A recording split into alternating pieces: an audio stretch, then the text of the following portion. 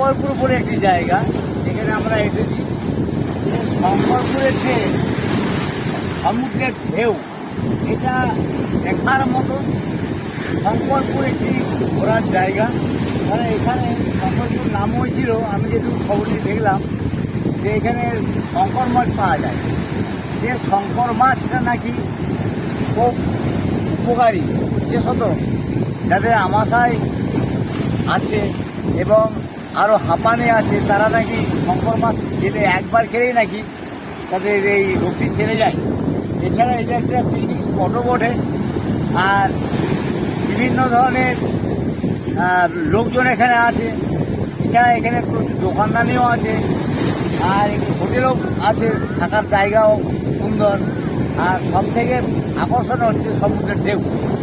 আমরা সেই জায়গাতে এসে পৌঁছেছি।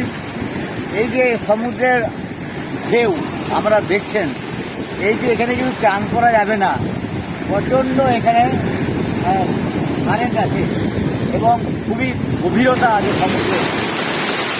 দেখতেই পাওয়া যাচ্ছে, এই যে আমাকে ভিজে দিল একটা ঢেউয়ে। আমরা এখানে এসেছি, এখানে আশা করি আপনাদেরও ভালো লাগবে যদি আপনারা আসেন। এই যে সমুদ্রের ঢেউ, মনে হচ্ছে সমুদ্র নেমে পড়ি, চান করি। দেখতে কত লোকজন এখানে এসেছে, এবং এখানে মাছ ধরার জন্য অনেক ট্রলার দেখছি আছে।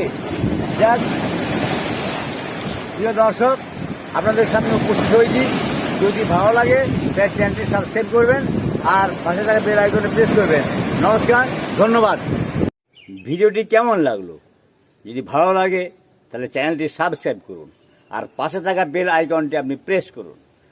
লাইক করতে পারেন, শেয়ারও করতে পারেন।